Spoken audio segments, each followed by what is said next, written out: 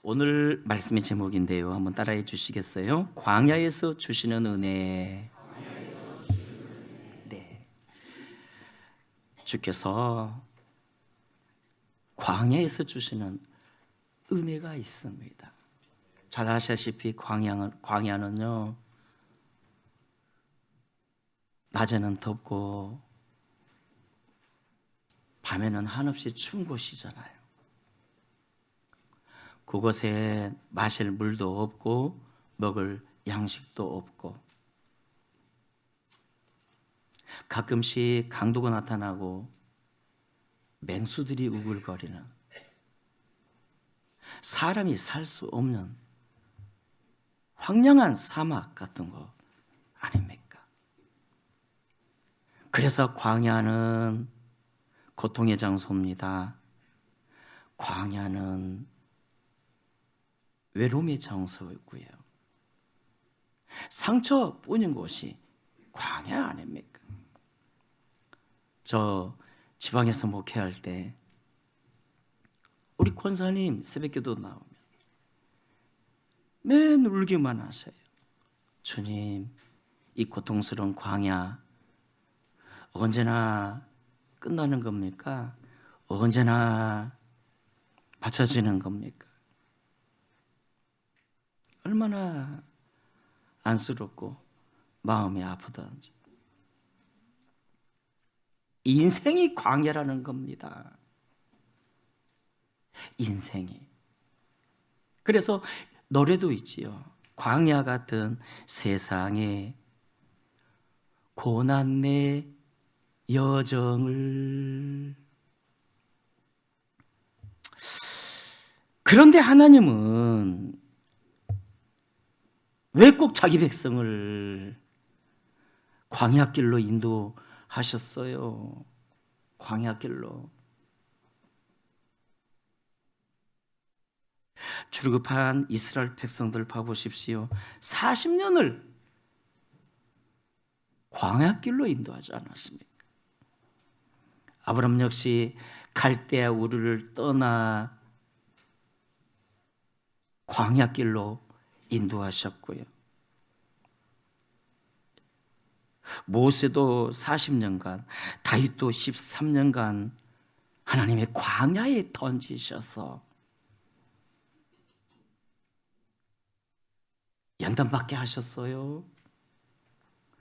사도 바울도 회심 후에 3년 반 동안 광야 곧 아라비아 사막으로 던져져서 훈련받았고요. 여러분, 광야는 고통이 있는 장소입니다. 외로움 가득한 곳입니다. 배고프고 상처투성이인 장소입니다. 그런데요, 그럼에도 광야에는 은혜가 있습니다. 하나님의 은혜가 있어요. 이스라엘 백성들 봐보십시오.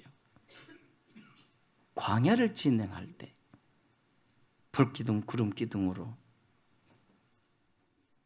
하나님이 그들을 보호하고 인도하지 않았습니까?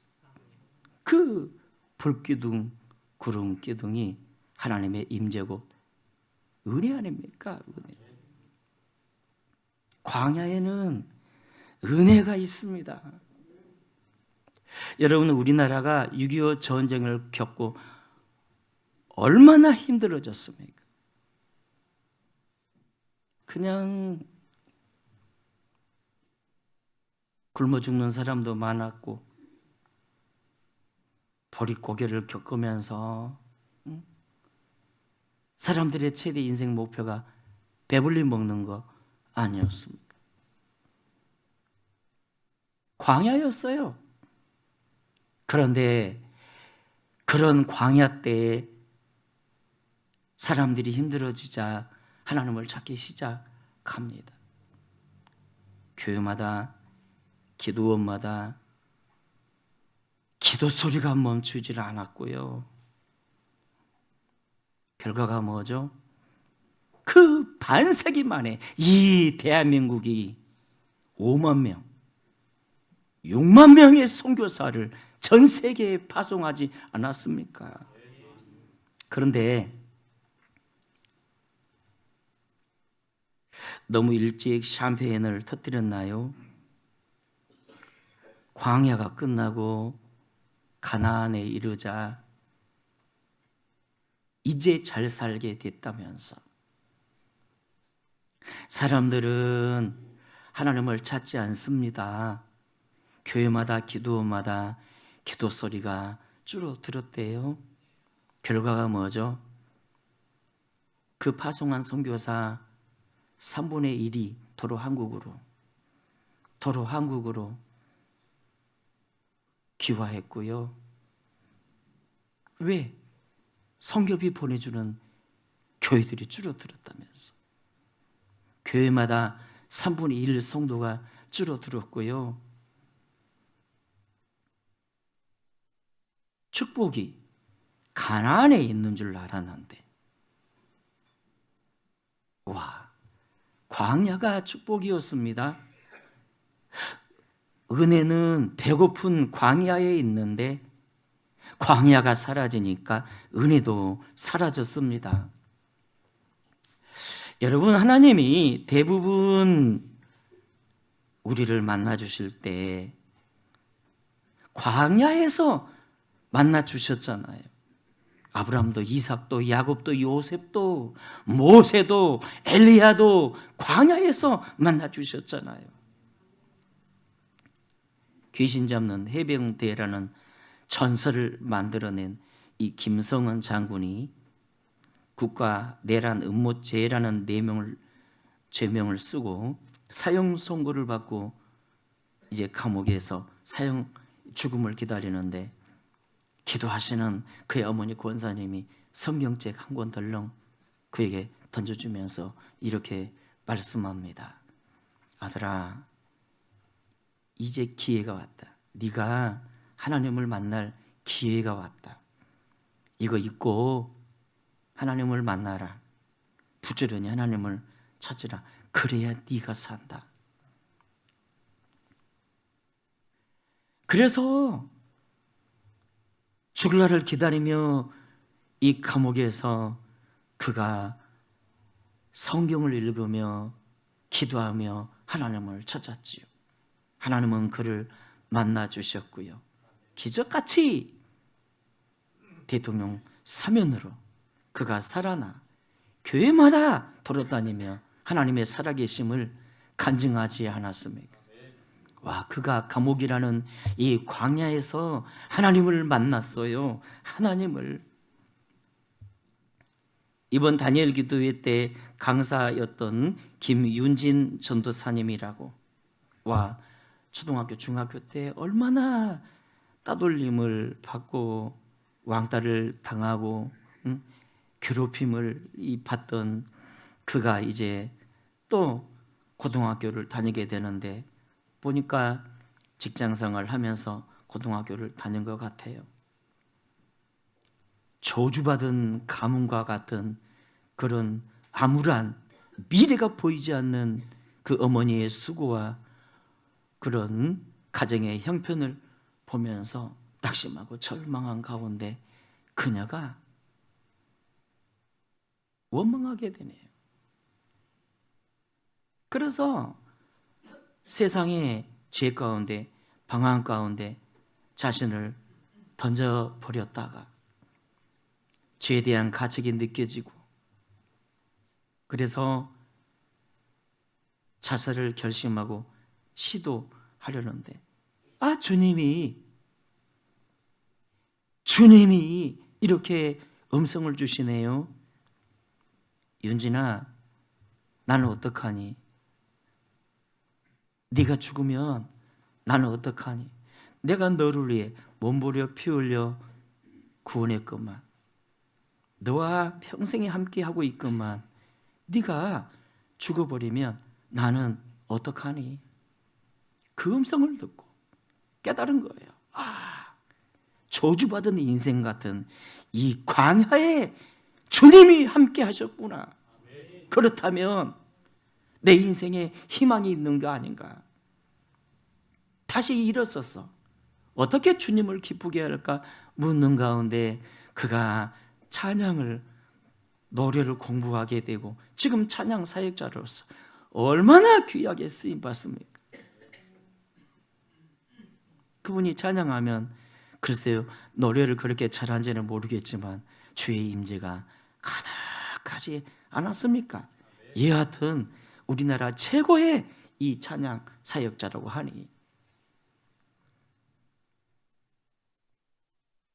광야가 하나님 만나는 장소입니다. 외롭고 쓸쓸하고 상처뿐인 이 광야에서 하나님은 우리를 만나주세요. 두 팔 벌리고 계세요. 광야에서 우리 주님께서. 여러분, 하나님이 자기 백성을 광야로 인도하시는 이유 중에 하나는 오늘 본문 신명기 8장 2절에서 말씀했지요. 너를 낮추시며 너를 낮추시고 시험하사 테스트하사 순종하는지 보려 함이라. 여러분, 여기서 낮추시고, 이 낮춘다는 것은요, 깨어짐과 함께 겸손함 아닙니까?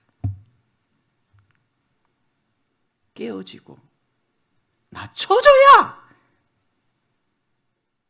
주님이 쓰시고 주님이 쓸 수밖에 없는데, 응? 사람이요, 쭉쭉빵빵 잘 나가기만 하고 배부르면 안 깨져요. 그토록 주님을 사랑했던 다윗이도 쭉쭉빵빵 잘 나가기만 하니까 자기도 모르게 교만해져 가지고 큰 죄를 지어놓고도 눈 하나 깜빡이질 않는 거예요. 응? 눈 하나 깜빡이지 않는 거예요. 그러다가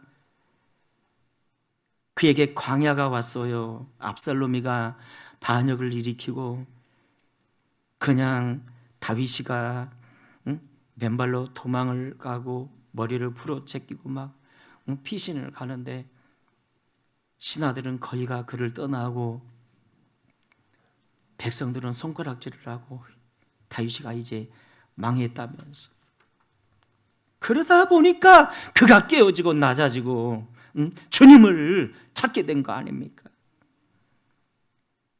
그래서 하나님은 광야를 통해서 자기 백성을 훈련하세요. 욥이 고백하지 않았습니까? 나의 가는 길을 그가 아시나니 그가 나를 단련하신 후에는 내가 정금같이 나오리라고. 와, 지금도 우리를 단련하시는 하나님의 방법이 뭐라고요? 광야에서 우리를 단련하세요.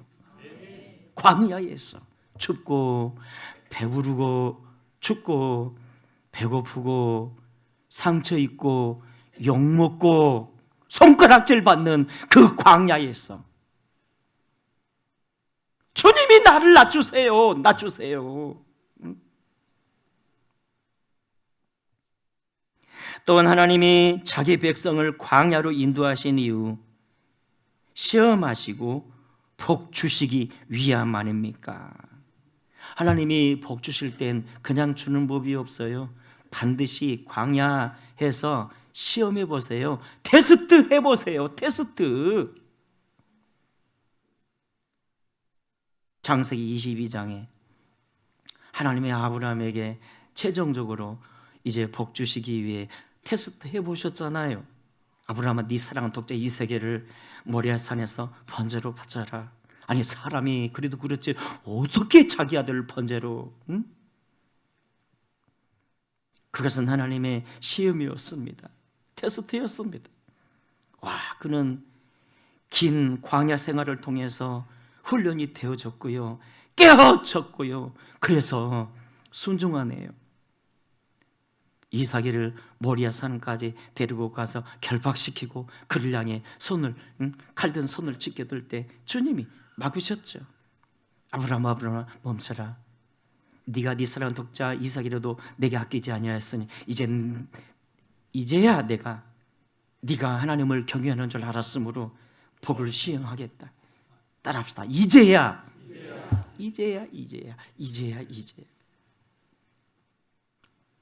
다니엘과 사드락 메삭 누구도 마찬가지였죠. 그들이 포로로 끌려왔지만 느부갓네살 왕이 특별한 혜택을 줬잖아요. 그래서 그들은 왕궁에서 왕의 진미를 먹으면서 이제 교육만 잘 받으면 그 큰 나라 바벨론에서 지도자가 될 수 있는 특권을 이제 누리게 되었는데, 그러나 이것은요 하나님의 테스트 아니었습니까? 왕의 진미를 먹어야 돼요. 세상적 성공을 선택할 것인가, 아니면 진리를 선택할 것인가 갈등하지 않았겠습니까? 어떻게 얻은 기회인데, 그렇지 않습니까? 아직 젊고 청춘인데.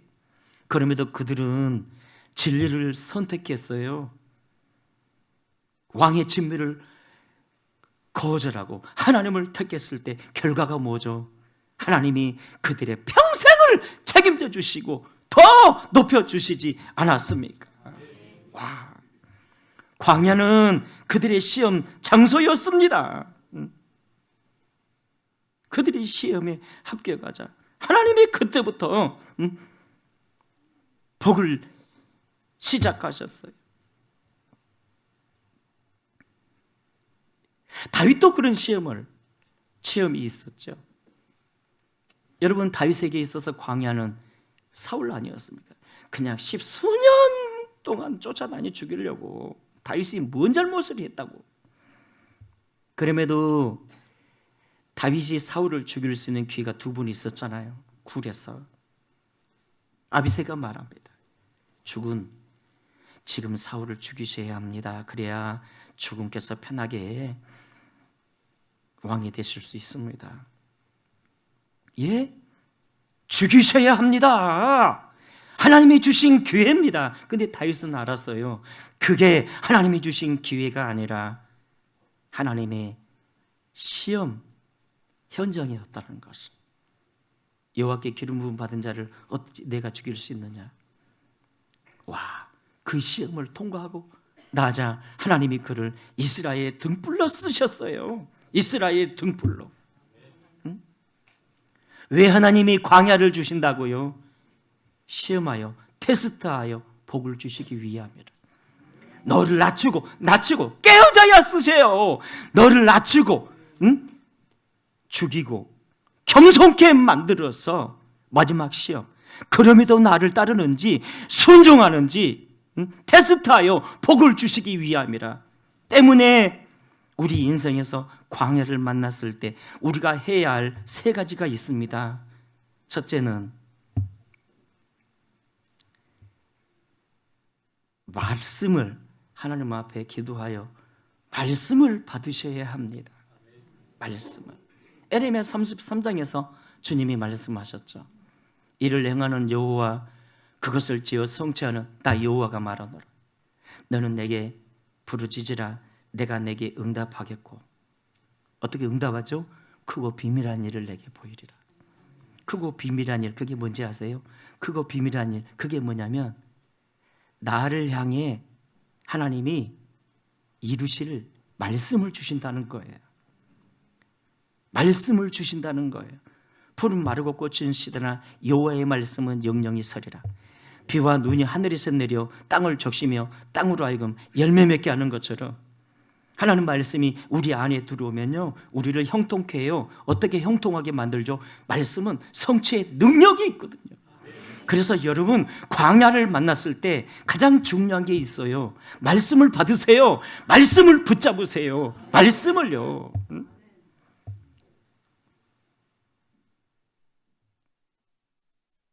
야곱이가 형을 피해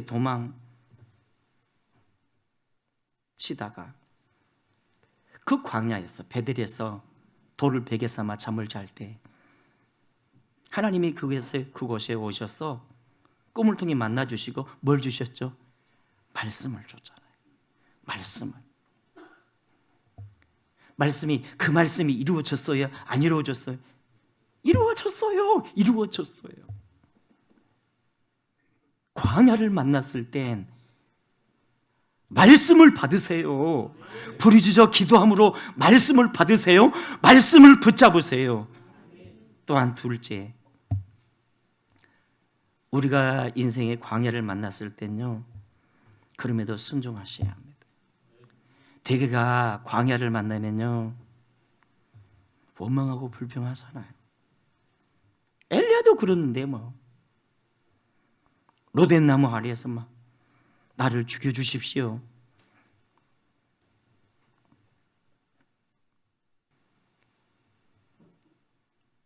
많은 사람들이 광야를 만나면 원망하고 때로는 낙심하고 죄의 자신을 던져버린대요. 죄의 자신을. 이번 다니엘 기도에 이게 핵심 단어가 광야더라고요. 광야. 하나같이 다 광야를 얘기해요. 그 핵심, 그 승리한 사람들의 특징이 뭐냐면 광야를 만났을 때 방황하지 않았고 잠시 방황하다가도 정신 차리고 주님 붙들었다는 거예요. 순종했다는 거예요. 결국 순종. 이삭이 주의 길을 가다가 광야를 만났잖아요. 기근이 왔어요. 그래서 애굽으로, 곡식 많은 애굽으로 가려고 하는데 하나님이 막으시네요. 애굽에 내려가지 마라. 하나님, 그럼 죽으란 말입니까? 우리 온 가족과 가족대들, 종들이 다 죽으란 말입니까? 그래도 내려가지 마라. 그가 순종했을 때 어떤 일이 벌어졌죠? 결국 그 광야에서 심어도 나지 않을 땅에서 믿음으로 심었더니 100배의 결실을 맺었다. 이것은 무한대 하나님의 축복 아닙니까? 응? 하나님의 기적을 봤다는 거예요. 광야에서. 그럼에도 순종하는 거예요. 광야에서. 따라합시다. 광야에서. 그럼에도 순종하자. 그렇습니다. 이해가 안 돼도 순종하는 거예요. 그리고 셋째, 우리가 인생의 광야를 만났을 때 함께 하시는 하나님을 믿고 신뢰하셔야 합니다. 왜냐하면 내가 절망 가운데 있고 심지어 저주 같은 그런 실패 속에 있다 할지라도 그 가운데 하나님이 함께하고 계셨네요. 이번에 여러분 다니엘 기도회가 다른 어느 때보다 참 강사들을 잘 세운 것 같았어요. 하나같이 광야를 만났고 거기 가다 보면 광야 때 하나님의 은혜가 있었고 포기하려고 했는데 하나님이 함께하고 계셨던 거예요. 하나님이 함께하고 계신 거예요. 가끔 자주 제가 들려드리는 이야기 있죠. 머리 위에 발자국. 어떤 분이 꿈을 꿨는데 꿈에 주님이 오셨어요. 주님을 만났어요. 주님이 머리 위에 발자국을 보여주신데 주님, 저 발자국 뭡니까? 그건 네 인생의 발자국이다. 그런데 왜 두 사람 발자국입니까? 내가 평생에 네와 함께했다. 그런데 그 발자국 보니까 어느 순간에 한 사람 발자국이에요. 주님, 저 때는 내가 인생에 가장 힘들 때인데 그때 주님 어디 가셨습니까? 그때 네가 너무 힘들어하길래 내가 너를 업고 가단다. 저주받은 인생 같은 광야라 할 길을 걷고 있다 할지라도 주님이 함께하고 계신다니까. 그 주님을 붙잡으며 바라보면서 여러분 자신감 가지시고요, 당당하시기를 주의 이름으로 축원합니다. 이제 말씀을 맺습니다. 우리가 광야를 만났을 때 어떻게 해야 한다고요? 약속의 말씀을 받으셔야 합니다. 붙잡으셔야 돼요. 그럼에도 순종하셔야 됩니다. 특별히 함께 하시는 하나님을 신뢰하시고 그분과 동행하셔야 합니다.